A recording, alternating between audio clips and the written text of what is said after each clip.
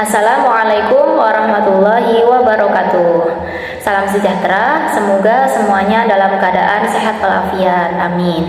Sebelumnya saya ucapkan terima kasih kepada Ibu Liana Sunanto MPD selaku dosen mata kuliah Field Trip atas izinnya telah mempersilahkan kami untuk mempresentasikan materi yang berjudul Field Trip dalam konteks budaya. Di sini saya Haflatul Munawaroh bersama rekan saya Wahyudin dan Surya. Saya sebagai moderator, Wahyudin dan Surya sebagai pemakalah. Untuk materi yang akan kami bahas, yang pertama adalah metode field trip untuk pembelajaran budaya. Yang kedua, fungsi metode field trip untuk pembelajaran budaya. Yang ketiga, kelebihan metode field trip pada pembelajaran budaya. Yang keempat, kekurangan metode field trip pada pembelajaran budaya. Dan yang terakhir, langkah-langkah metode field trip dalam pembelajaran budaya. Pengertian metode field trip untuk pembelajaran budaya.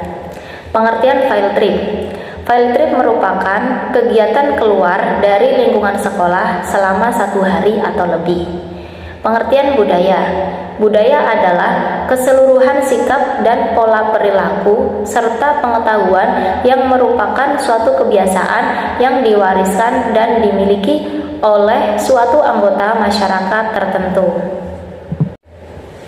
Fungsi metode field trip untuk pembelajaran budaya. Ini ada 6 fungsi. Yang pertama yaitu membangun komunikasi dengan orang lain. Yang kedua, mempererat hubungan antara murid dan guru.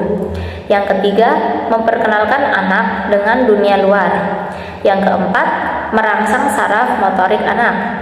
Yang kelima, memberi pengalaman belajar luar ruangan. Dan yang keenam, mengajak anak untuk mengeksplor dunia nyata. Baik, yang pertama adalah membangun komunikasi dengan orang lain selain lingkungan keluarga dan sekolah. Komunikasi sangat penting dalam proses kehidupan seseorang, terlebih lagi bagi seorang anak yang sedang tumbuh kembang. Pertama-tama dari mulai keluarga. Seorang anak diajarkan untuk dapat berkomunikasi dengan baik, sehingga saat masuk sekolah, anak-anak tidak merasa canggung untuk berkomunikasi dengan orang lain. Yang kedua, mempererat hubungan antara murid dan guru. Mengapa penting menjalankan hubungan tersebut? Jawabannya ya karena guru juga merupakan pengganti orang tua bagi para murid selama di sekolah. Kemudian yang ketiga, memperkenalkan anak dengan dunia luar. Wisata sekolah memberikan kesempatan juga kepada guru untuk menjelaskan dengan lebih mudah apa yang ada dalam buku melalui penalaran secara luas dan langsung akan budaya yang ada. Tentu ini akan lebih mudah ketika menjelaskan secara langsung daripada hanya menjelaskan terpapar dalam buku. Kemudian, merangsang saraf motorik anak. Seorang anak telah mengetahui tahapan ini, namun belum pernah melihat secara langsung. Karena pengetahuan saja tanpa pengalaman tidaklah cukup dalam proses pembelajaran seorang anak. Yang kelima, memberi pengalaman belajar luar ruangan. Murid akan bersenang-senang dengan teman maupun guru mereka dan membawa pengalaman tersebut ketika kembali ke sekolah. Wisata edukasi ingin menghindari rasa bosan murid dari kegiatan belajar yang hanya dilakukan di dalam kelas saja. Kemudian yang terakhir, mengajak anak untuk mengeksplor dunia nyata.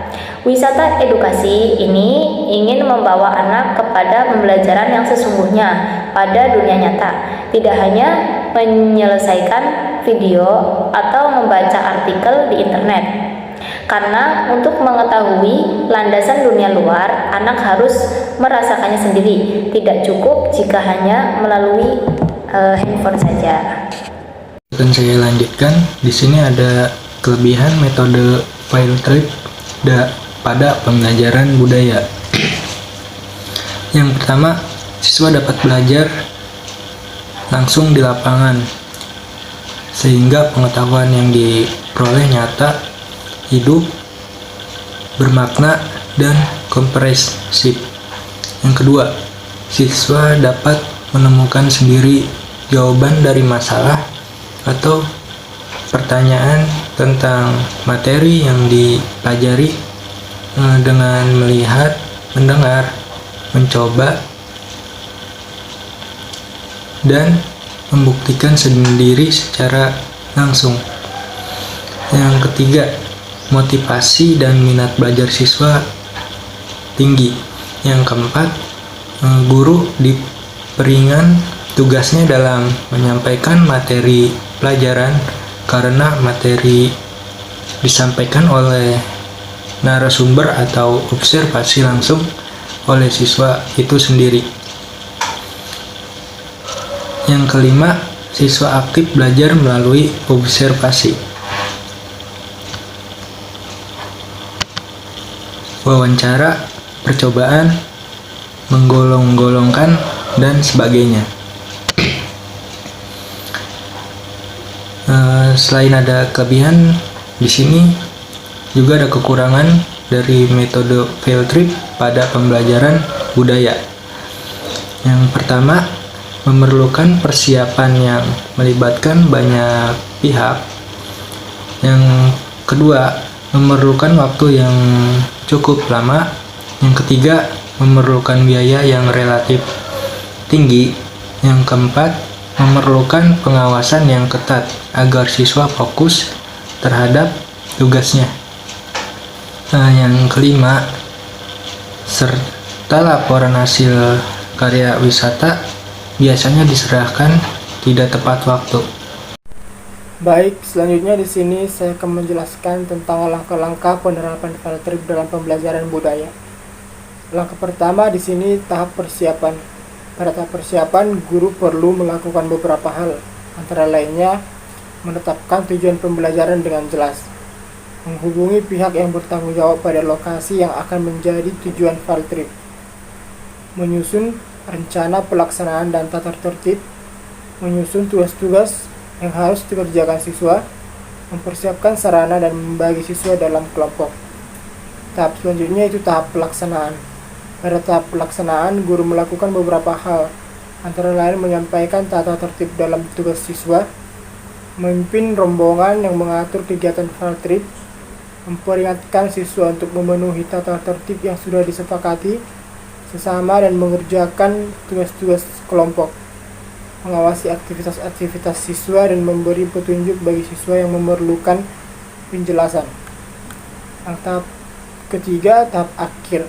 Pada tahap akhir, guru melakukan beberapa hal, antara lain menyuruh siswa berdiskusi mengenai hasil kegiatan field trip, menyelesaikan tugas kelompok, membahas hasil pekerjaan kelompok, dan menindaklanjuti hasil kegiatan field trip dengan memberikan tugas secara individu untuk menulis deskripsi lokasi yang telah dikunjungi. Selanjutnya saya akan menjelaskan tentang kesimpulan. Di sini budaya adalah keseluruhan sikap dan pola perilaku serta pengetahuan yang merupakan suatu kebiasaan yang diwariskan dan dimiliki oleh suatu anggota masyarakat tertentu.